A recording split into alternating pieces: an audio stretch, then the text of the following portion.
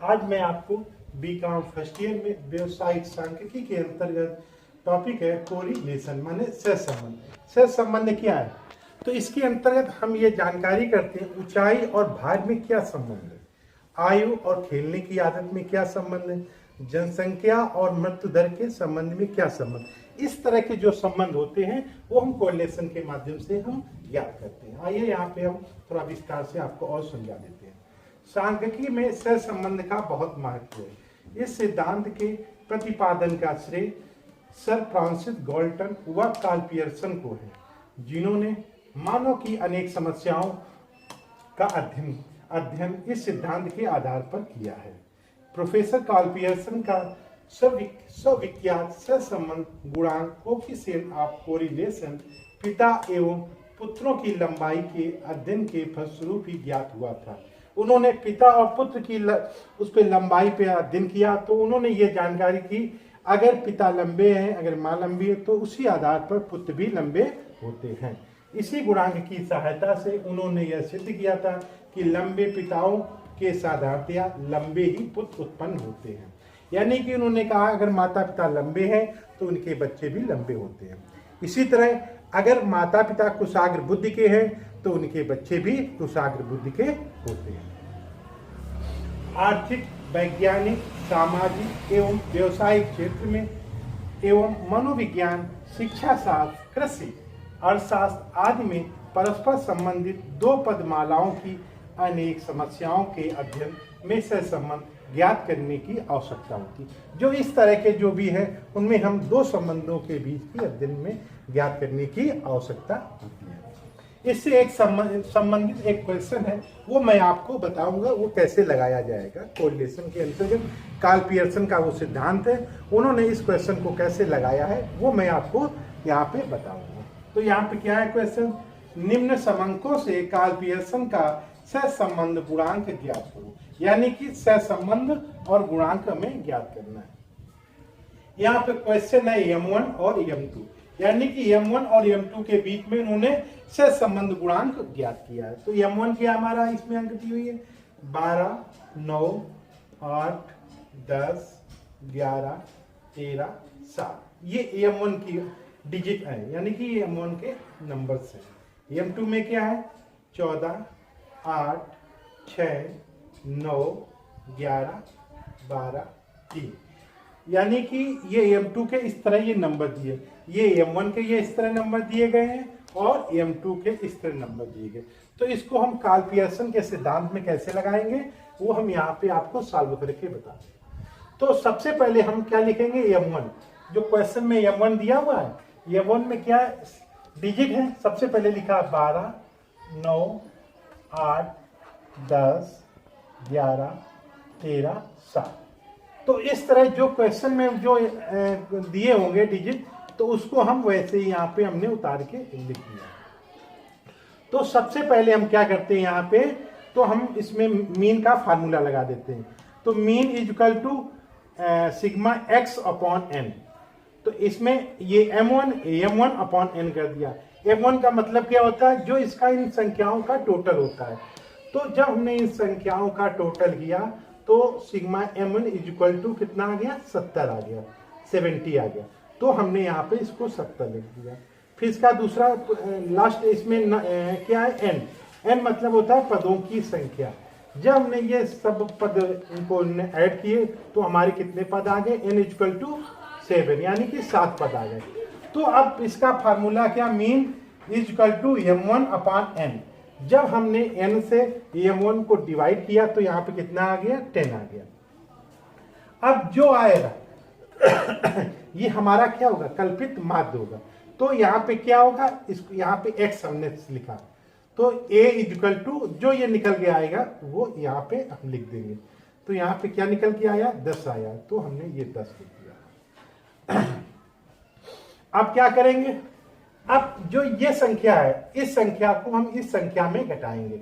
यानी कि जो M1 है, M1 में जो एज्यूम संख्या ये निकल के आई है, यहाँ पे जो डिवाइड करने के बाद ये आया है, तो वो कितना आया 10 आया, यानी कि 10 आया। जब हम 12 में 10 लेस करेंगे तो क्या आएंगे, प्लस के 2 आ जाएंगे। जब हम 9 को इसमें 10 में घटाएंगे तो क्या माइनस के 1 आ जाएंगे। जब 8 को माइनस 10 करेंगे तो क्या आएगा 2 आ जाएगा। क्या आएगा माइनस के 2। अब 10 में हम करेंगे तो 0 आ जाएगा। ठीक, फिर इसी तरह अब 11 में हमने माइनस किया 10 तो क्या आ गया प्लस का 1 आ गया। 13 को हमने माइनस किया 10 में तो क्या आ गया प्लस के 3 आ गए। 7 को हमने माइनस किया 10 में तो क्या आ गया माइनस के 3 आ गए। तो यानी कि जो लेस करने के बाद जो संख्या आएगी अगर प्लस में आती है तो प्लस में कर देंगे, अगर माइनस में आती है तो माइनस में वो चिन्ह लगा देंगे। अब प्लस प्लस के जोड़ लेंगे, माइनस माइनस के जोड़ लिया तो यहाँ पे क्या निकल के आएगा सिग्मा एस इक्वल टू 0। क्योंकि प्लस के कितने हैं, प्लस के हमने 3 3 6 2 8।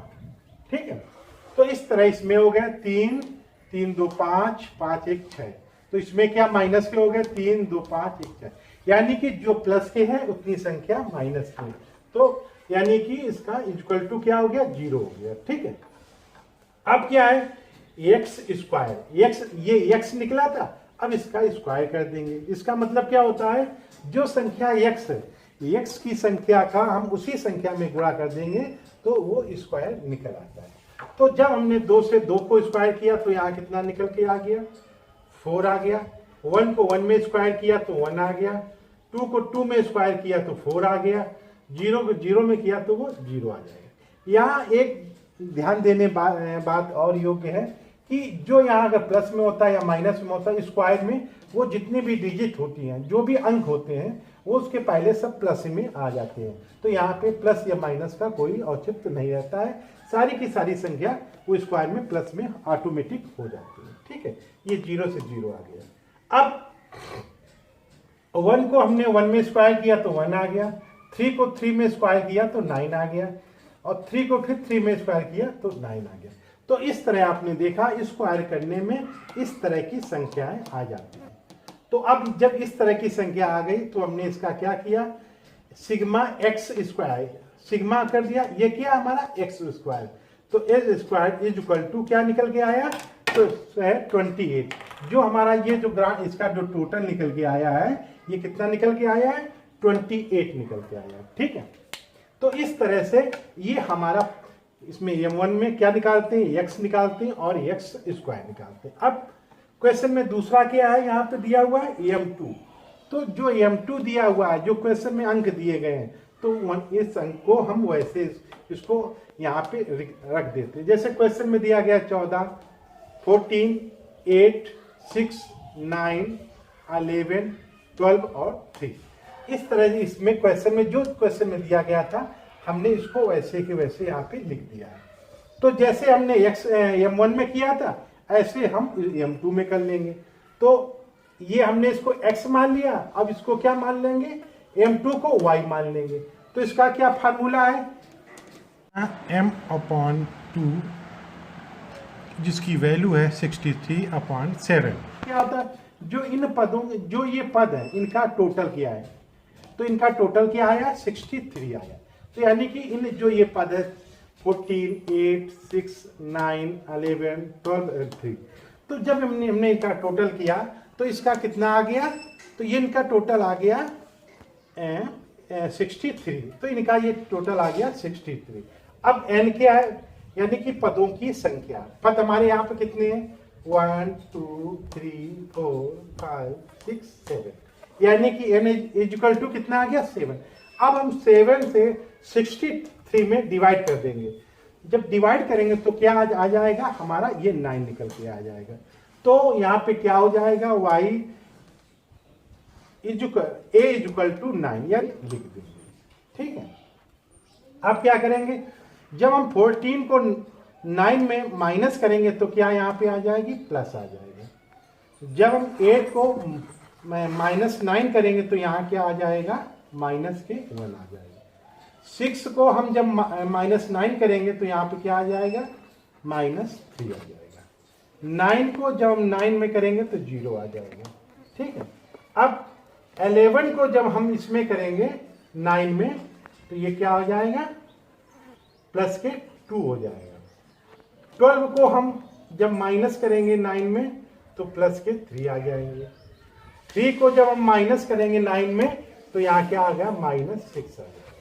तो इस तरह से ये a=9 यानी कि जो ये एज्यूम संख्या होती है तो इस तरह से निकाली जाती है। कैसे निकाली जाती है? जब 14 में हम जब माइनस करेंगे 9 को तो यहाँ क्या आएगी, प्लस में क्या आ गया 5 आ गया। तो 8 को जब माइनस करेंगे 9 में तो माइनस के 1 आ जाएगा। 6 को हम -9 करेंगे तो माइनस के 3 आ जाएंगे।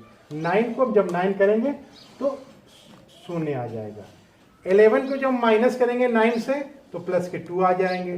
12 को हम माइनस करेंगे 9 से +3 आ जाएगा। और 3 को जब माइनस करेंगे 9 से तो -6 आएगा। तो यहाँ जो प्लस की संख्या होगी तो आगे प्लस रख देंगे, अगर माइनस की संख्या होगी तो माइनस लिख देंगे। अब क्या करेंगे, हमने जिस तरह M1 में प्लस प्लस जोड़े थे और माइनस माइनस जोड़े थे तो हमने दोनों को जो प्लस जोड़े और माइनस जोड़े तो उसका इक्वल टू क्या आ गया, यानी कि 0 आ गया। तो यहाँ पे 3 2 5 5 5 10 और माइनस के क्या है 3 3 3 6 और 3 9 1 10, यानी कि प्लस की संख्या 10 है और माइनस की संख्या 10 है। जो हमने उसको घटाया तो हमारा क्या आ गया, इक्वल टू 0। अब y² करेंगे। y² क्या है, जो y है उसी को स्क्वायर कर दें, माने उसी संख्या को हम उसी संख्या में जब गुणा कर देंगे तो हमारा स्क्वायर निकल आता है। तो हमारा y क्या है, यहाँ पे 5 है। जब हमने 5 में किया तो 25 आ गया। जब हमने 1 में किया तो 1 आ गया। 3 में किया तो 9 आ गया। 0 में करेंगे 0 आ जाएगा। 2 में किया तो 4 आ जाएगा। 3 में करेंगे तो 9 आ जाएगा। 6 में जब हमने स्क्वायर किया तो 36 आ जाएगा। तो इस तरह से जब हमने y² किया तो जो y वाली संख्या थी तो वहां पे y² में इस तरह आ जाएगा। और इसमें जो प्लस माइनस होते हैं ऑटोमेटिक स्क्वायर में सारे के सारे प्लस हो जाते हैं। इसमें हम माइनस या प्लस को हम नहीं लगाते हैं।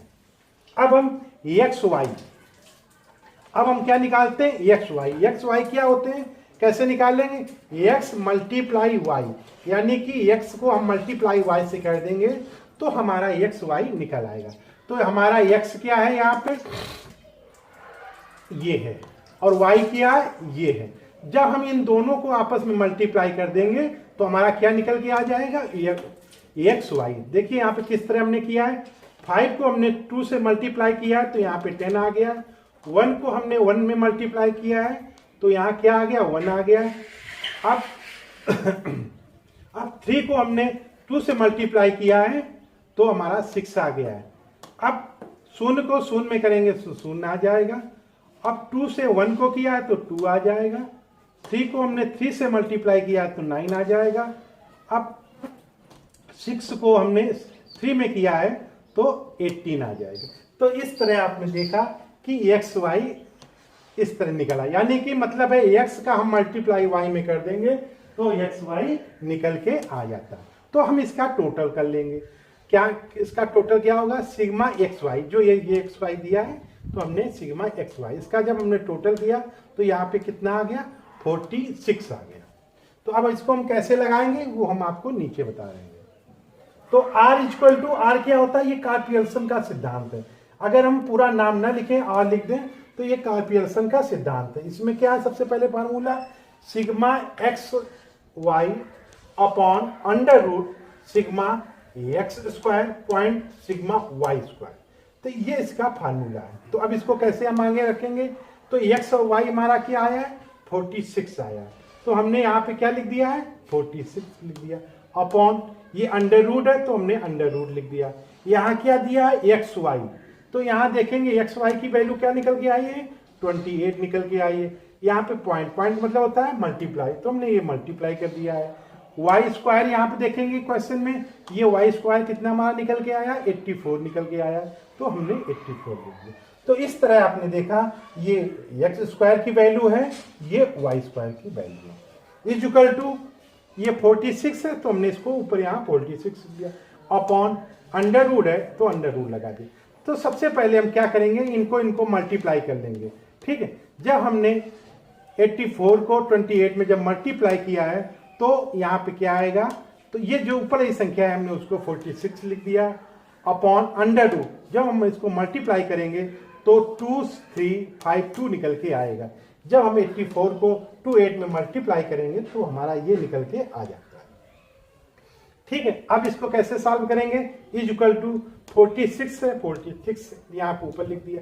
तो अब इसका हम अंडर रूट निकालेंगे।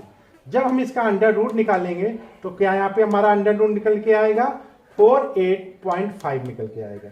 जो हम इसका जब अंडर रूट निकालेंगे तो हमारी क्या संख्या यहाँ पे आएगी 48.5 निकल के आएगी। ठीक है, अब जब हमारा ये 48.5 आएगा तो हम इस संख्या को हम ऊपर वाली संख्या से डिवाइड कर देंगे। जब हम इसको डिवाइड करेंगे तो क्या आएगा 0.9485 आएगा। तो ये प्लस का निशान होगा, तो अगर हम प्लस ना लगाएं फिर भी ये प्लस होगा, तो इस वजह से यहाँ प्लस लगा दिया। तो 0.9485 होगा। तो ये किसका सिद्धांत है? जो हम आर लिख देंगे ये कार्टेशियन का सिद्धांत है।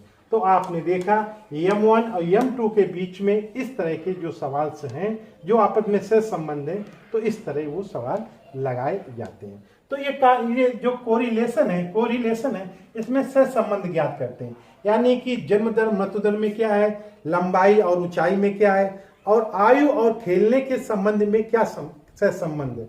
तो इसके अंतर्गत हम क्वेश्चन में इस तरह से ये सवाल लगाते हैं। नेक्स्ट वीडियो में फिर हम मिलेंगे, तब तक के लिए नमस्कार।